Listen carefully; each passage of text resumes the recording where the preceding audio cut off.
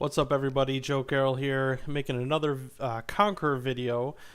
For those of you trying to get into the format and test, and you kind of want a gauntlet to get a feel for what the format might feel like, this is probably a baseline deck that you should be playing.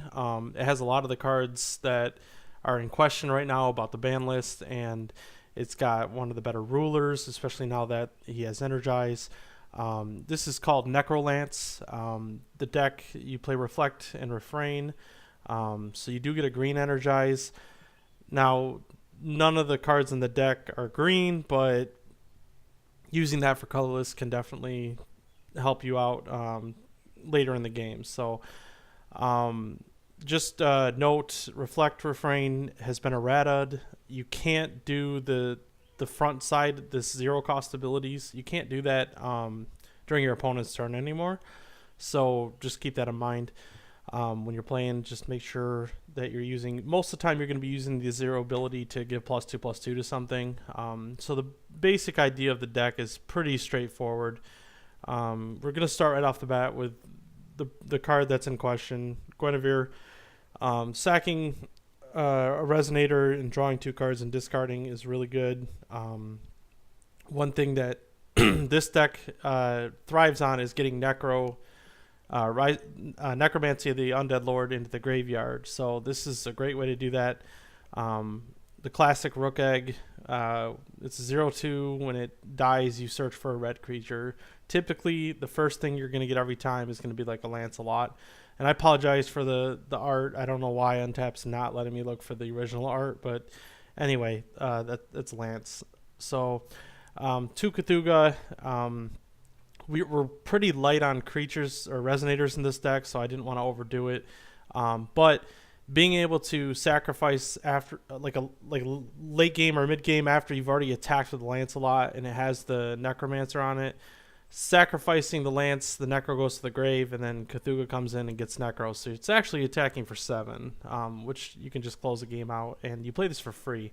But most of the time you're going to be sacking a Rook Egg and then going and searching and getting like a Guinevere if you don't have one already, or Lancelot. There's 4 Lancelots, 1 Earther. This can kill J-Rulers. It can give you, it's one more creature that Resonator you can search for with the Rook Egg. Played as a 1/of. Little Dread, another Silver Bullet. Because we're playing Apollo, there's 4 Apollo. We can play her for 4 and steal one of their creature Resonators and attack with it. So it's pretty potent. Typically, the idea with this deck is you're going to be flipping after you get 3 stones in play, maybe 4, depending. So yeah, we don't want to overload on cards that, we don't want to play this just for 3, essentially. So my idea was, since we're playing Apollo, we don't have to play 5, we can do 4. And 4 is definitely doable in this deck, to steal one of their blockers and hit them with it and potentially win the game. So yeah, there's going to be 4 Apollos, 4 Necromancy of the Undead Lord. This card, when it's in the graveyard, whenever you have a Resonator come into play, you can attach this from the graveyard to it, and it gives it +2/+2.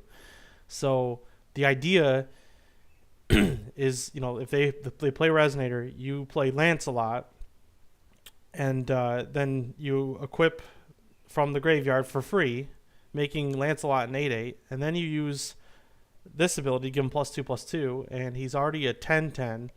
So when he swings, he deals 7 damage to one of the Resonators.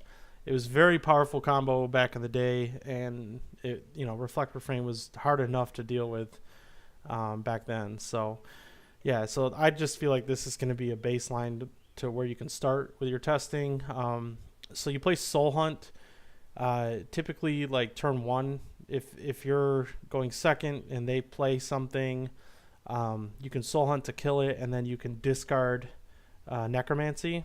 Or the other way is you discard Necromancy with Guinevere. Those are the 2 main ways you're going to get it in the graveyard. Or you can just play this for 1 black, because we do have stones that do that. And then we're just going to play a bunch of Burn.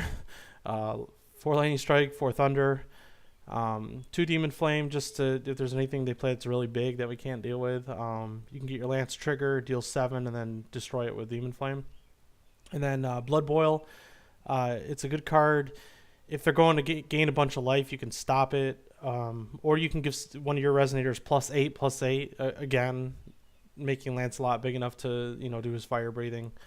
So really basic deck, just a lot of cheap cards that are just overpowered and really good value. I mean, 5 damage for 1 red is really good, and then Soul Hunt with the synergy with the Necromancy it's just really solid. So definitely, you can take Cthulhu out and play something else. With the stone lineup, you play one little red.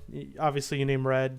It's another way you could just tap the stone and give +2 to land. So in case you don't have Necromancy yet, you can still make him a 10/10 on turn 3, which and get the fire breathing going, which is really good. For when their board is empty and you have to trigger this, what you can do is, if he's an 8/8 with Necromancy on him, you can just attack, and then before damage, you can use the pump to make him a 10/10, and that way you don't have to trigger his ability. So keep that in mind. So the next thing with the stones here is, like, you could just overload on null stones, and then play the 1-drop 6/6 with haste that you can only play if you took damage. So you could play like 4 of these Ebon Homes that deal 3 to you, and then you could play 4 nulls and then 1 little red if you wanted to go that route. And then you could play, man, what is the name of that? It's an elf. Anyway, you all know what I'm talking about. It's it's a 6/6 1-drop that has haste, but you can only play it if you took damage. So you could just line up your stones to all deal damage to you, but if you want to play this build and not go that route, then you can just play Scorched Bales and not deal so much damage to yourself. And yeah, so anyway, this is, like I said, probably a good benchmark for you to play. The deck was really solid back in the day. It did have Change the World, and it was playing 5-color stones, and it had blue in it, so you could play Hera to blow up your opponent's Change the World orb, and it played Levitines and stuff like that. But yeah, I think this deck would be just fine without all that. And yeah, it's just 2-color, keep it simple, and your stones should never be a problem. So all right, thanks for checking it out, and sleeve it up and let me know how it goes.